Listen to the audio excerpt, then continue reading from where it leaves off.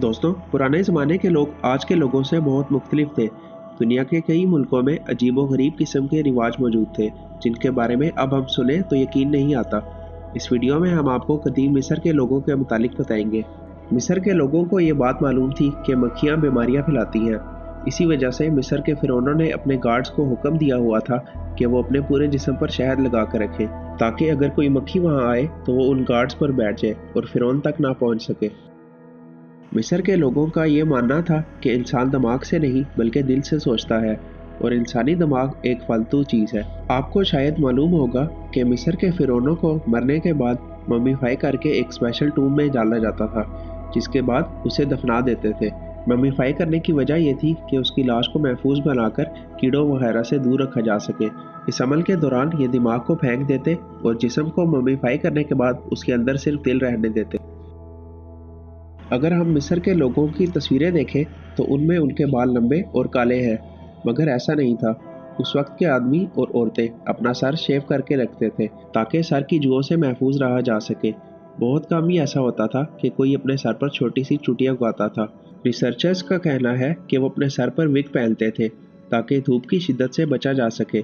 यही विग इनकी तस्वीरों में भी नज़र आती है, मगर उनके यहाँ बाल लंबे रखने का रिवाज नहीं था। वीडियो में आगे बढ़ने से पहले आपसे गुजारिश है कि हमारे चैनल को सब्सक्राइब करके बेल के आइकन को ज़रूर क्लिक कर लें ताकि आगे आने वाली वीडियोस आप तक पहुंच पाए।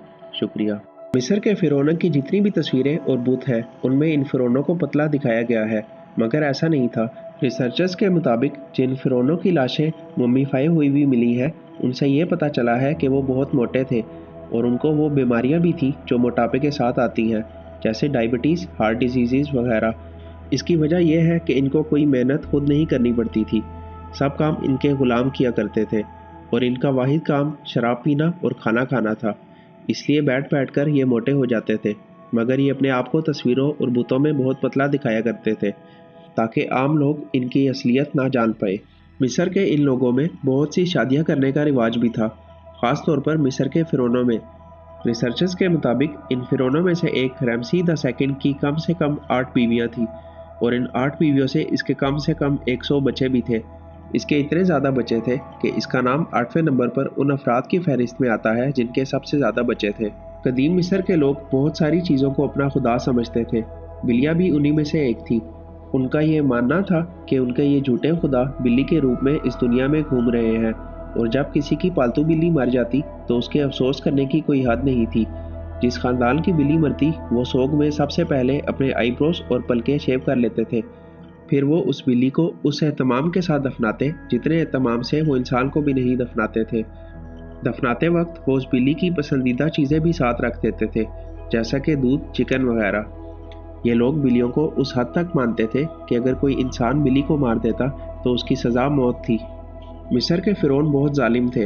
अगर कोई उनकी बात नहीं मानता था या जुर्म करता था तो बहुत सी सज़ाओं में से एक सज़ा ये थी कि वो उसकी नाक काट देते थे और नाक काटने के बाद उसको राइनो कोलेरा शहर, जिसका मतलब है कटी हुई नाक के लोगों का शहर, उसमें भेज दिया करते थे। इस बात से ये पता चलता है कि उस ज़माने में लातादाद लोगों की नाक काटी गई थी। मिस्र के फ़िरौनों के पास बहुत सोना चांदी थी। ये सोने की हिफाजत के लिए सिर्फ बहुत छोटे कद के लोग या फिर बहुत लंबे कद के अफराद को रखा करते थे, ताकि अगर इनमें से कोई चोरी करे तो वो लोगों में छुप ना सके और पकड़ा जाए। ये फ़िरौन खुदाई का झूठा दावा करते थे। इस मकसद के लिए ये लंबी सी नकली दाढ़ी लगा कर रखते थे ताकि ये आम इंसानों से मुख्तलिफ नज़र आ सके। ये नकली दाढ़ी इनके बुतों और तस्वीरों में भी नज़र आती है।